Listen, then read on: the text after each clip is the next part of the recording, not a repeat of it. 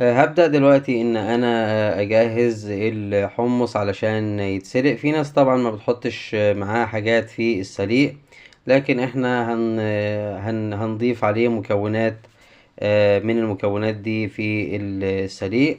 هنحط قشر الليمون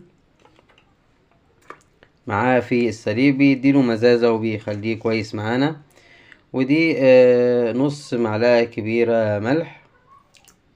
بس دي الحاجات اللي هتتحط معانا بس في السليق. هنحط يتسلق دلوقتي وهنشوف هنعمل ايه بعد كده. حطينا كده الحمص على النار زي ما حضراتكم شايفين، وهنسيبه لحد ما يبدأ ان هو يغلي غلوتين 3 بالظبط. يعني هنسيبه بعد الغليان حوالي 3 4 دقايق، وهنبدأ ان احنا نضيف عليه. هقول لحضراتكم هنضيف عليه ايه دلوقتي.